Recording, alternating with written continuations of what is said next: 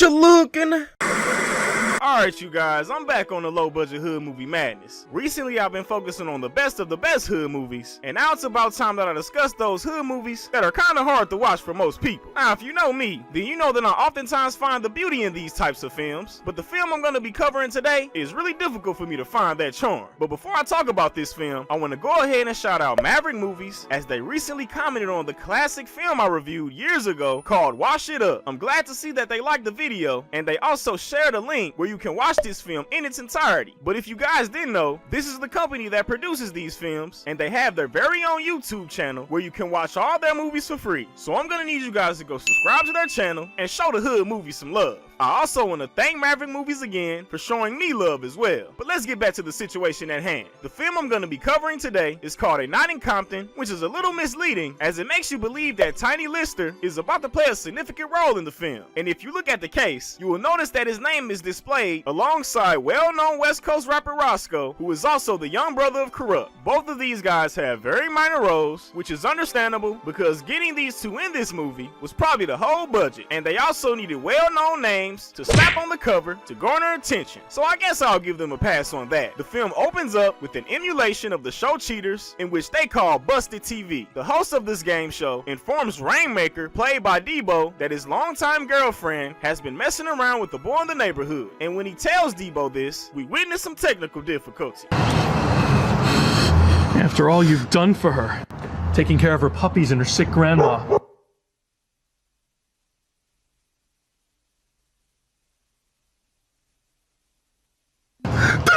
Bullshit! That's right, homie. You call me what? Mr. Rainmaker, sir. This is bullshit! That's right, homie. You call me what? Mr. Rainmaker, sir. Yeah, you just heard the same line twice, and I didn't edit it that way either. That's how it actually is in the film, cause I also have the DVD version, and it does the exact same thing. Maybe there was a reason that these lines were repeated. I don't know, but honestly, despite this editing mistake, it's the only one I noticed in the entire film. Surprisingly, the editing and sound is pretty good for a low-budget film. Transitions from scene to scene aren't too bad, and you can hear the actors very clearly. The main issue with this film is the dialogue, as it tries way too hard to be funny while using the typical hood movie tropes. You know, you gotta have the crackhead, the promiscuous girl, neighborhood bully, and so much more. But not to ramble for too long, let's get back to the scene at hand. Emerald, hi. This is John Hound Dog Bauer. Oh, Busted shit. TV.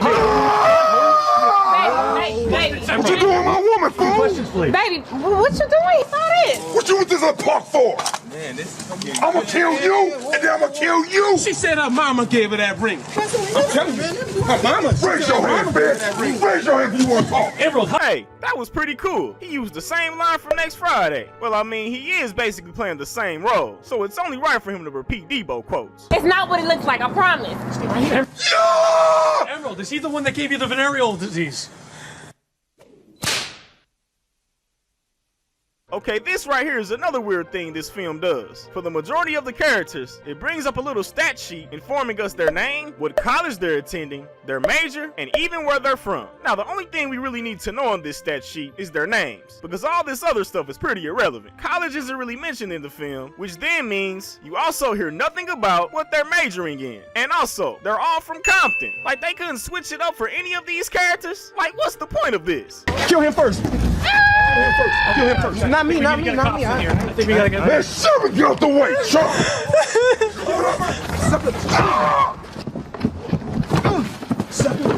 Don't nobody put hands on my man. Emerald, can I ask you a few more questions, please? Emerald, do you still love your husband? Emerald, what about this young man? What are you gonna do? Emerald, how are the crabs?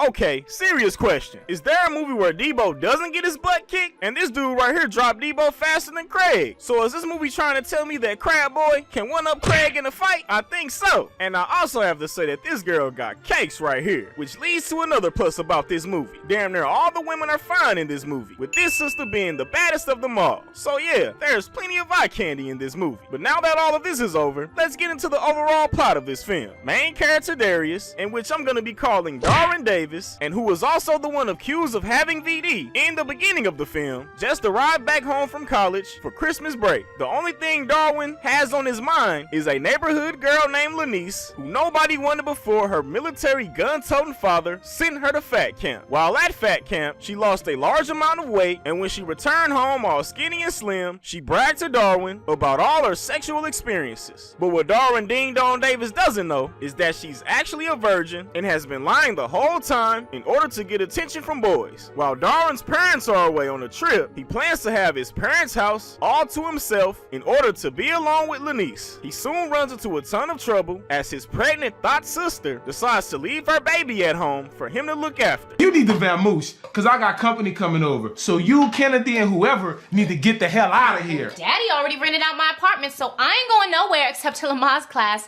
which means you and Kennedy are gonna have some quality time. So I got plans. You better take her around the corner. To Aunt Nellie's house, it smells like burnt batteries over there, and you know she drink too much.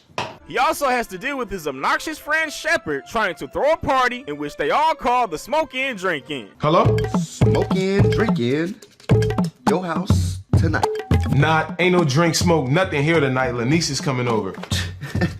Talking about fat ass Shamu from around the corner? Man, you can see her another night. Nah, cuz she went back to that fat camp and her body is like, whoa, I'm talking Maya style. So let me see, have crazy wild butt naked sex with Lanice? I hang with y'all broke asses. I'm hanging with Lanice. Hey, man, damn that, we coming. Wait a minute, boy. Why you just can't have a smoke in, drink in at your crib? Like, there's no reason to cock block. The final problem Darwin has to deal with is Lanice's strict military father that has her on lockdown because he's highly aware that boys are trying to sleep with his now sexy daughter.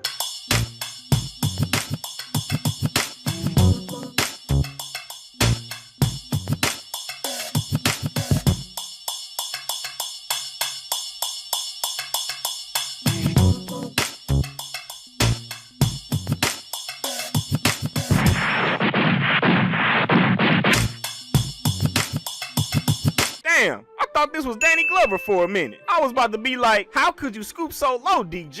But later in the day, his crackhead uncle stops by, and they come up with a plan for him to sneak into Lanice's room. Now, once this plan is in motion, it leads to one of the most disturbing things I've ever seen in a low-budget hood movie. But before we get into that, I must address the quote on this film, which is every secret has its price. This right here refers to the many subplots that this movie has with each character. Although I commend the writers and directors for trying to put everyone in the spotlight, I ultimately think that it makes the film boring as the movie turns into a soap opera with an insane runtime of 1 hour and 50 minutes. Like, I'm really doing y'all a favor, showing y'all all the good parts. But first in the subplot madness, we have Elle, who has just informed Shepard, aka the cockblocker, that he just called it quits with his girlfriend Sandra because she told him that she was pregnant. Man, BJ called me yesterday talking about we need to talk about our future. And you know what that means. She pregnant. Exactly. She asked me, what do you want to do? And I'm like, yeah, you know, I want to be the father and everything, but there's something that I need to confess before, you know, we go ahead and do this thing. I'm a cross-dresser.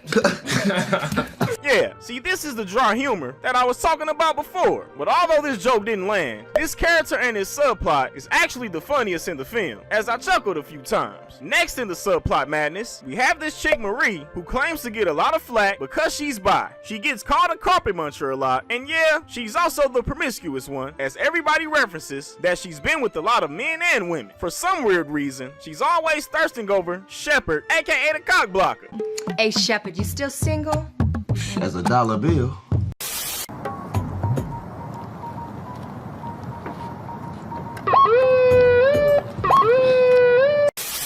I ain't met Miss Right. Well, you never know. She might be right in front of you. You never know.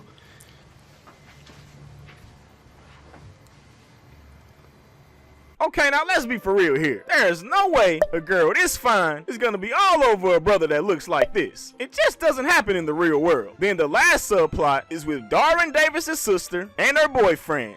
This right here is the worst subplot, in which I'm not even gonna go into full detail why. Just know that they have one of the worst scenes in the movie. Oh, yeah! Come on, that's mommy. Climb, mommy, climb. Ooh. How do you love it? How do you love it? Oh,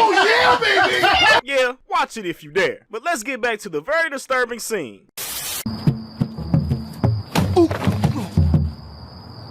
Damn, not again.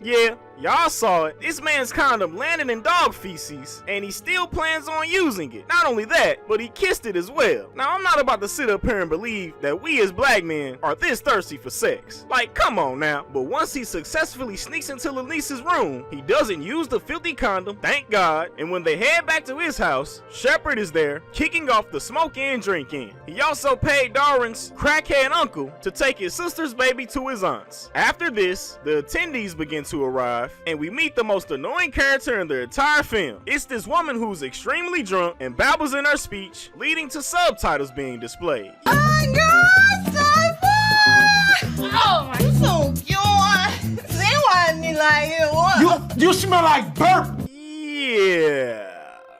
Hey man, I can't stress this enough, but I'm really doing y'all a favor, cause this girl does this a lot, and these jokes get drier and drier. But forget all this, let me tell you guys about the part of this movie that actually made me laugh. As I told you guys before, L's subplot was my favorite. Once his ex Sandra enters the party, he tries everything in his will to get her back. We also find out that she has quite the baggage as well. We find out that she had a miscarriage and also put her second child up for adoption, in which L doesn't know about yet. There is also no clear indication on who the father of her child might be, with L being the only hint that is given. With this information, the scene that actually had me cracking up is when he tries to win her over again. I'm celibate. I'm telling you, I gave up all the sex and everything. People don't change, especially that much. Girl, I'm telling you, I'm sex free. I ain't no freak no more, Sandra. I'm trying to tell you that I've changed. So if I got down to my thong and shook it like a salt shaker, you turn me down? L. Huh? Sandra, come on now, wait. Do you know what it feels like calling the father of your unborn child and hearing that he's on his way to becoming an international homosexual porn star? Bro, that was hilarious. Have you ever opened yourself to cultivate any emotion other than sexually driven lust for a woman? I'm not perfect or pure, but I'm real. And I try every day to be a better woman for someone who will love me for me, not for what I could just give them physically. All right. But what I gotta do to get you to shake it like a salt shaker just one more time? Oh! Now this right here was hilarious, and these two didn't do that bad with their acting at all. They did good building up the drama in the moment, and the jokes were perfectly timed. Just kinda sad that it took an hour and 10 minutes to get a sincere laugh out of me. Anywho, during this scene, Darwin finds out that Lanice is a virgin, which the film tries to make it seem like it's a bad thing that she is. I don't know, y'all. Darius, I didn't know how to tell you. But you knew everybody else knew but me. Hey. So you a virgin? That's up. Yeah. But to make a long story short, his sister arrives back home and threatens to tell their mom. This then leads her thinking that she's about to have her baby when...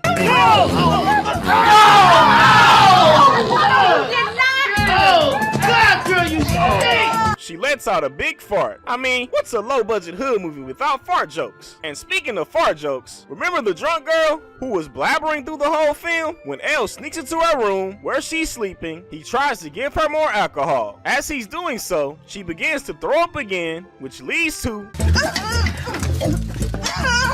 Come on, throw up, girl.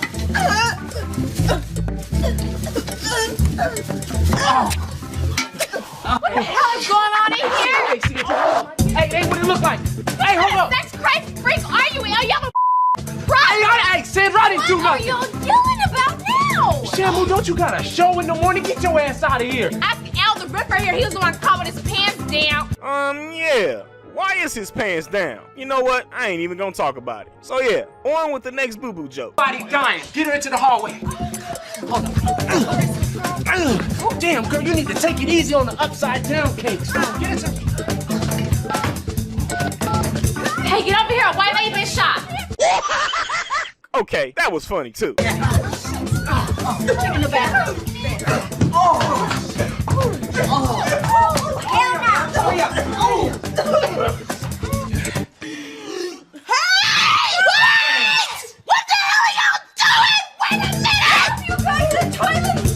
After she sees all the doo-doo in the toilet, she starts speaking English again, which leads her to expose Darwin's sister. As she said, she was going to rat them all out. I don't know what I would do about Rodney. He would kill me if he knew I was carrying Tyree's baby. What? You mean Tyree, Rodney's cousin, locked in jail for double homicide? I feel bad about lying to Sanford, but what does he know? He's just a stupid, dorky white boy.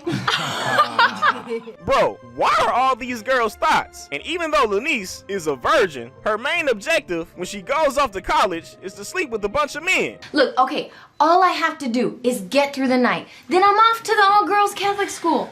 And with all the boys' school dorms next door, I'll learn everything I need to know. Then I can come back and please my man. Nah, you gonna come back and give that boy a disease. Anyway, once they blackmail Darwin's sister, they then go and try and sneak Lanice back in her room. Boy, I told you if I caught you around here, I'd kick your ass. Come on, Denise, come on. Shut up! But to get your ass back in here, I'll do with you next. You kiss that car goodbye. You trying to rape my daughter, boy? So you do want to make some love tonight? Oh my God. Gun! Daddy, no!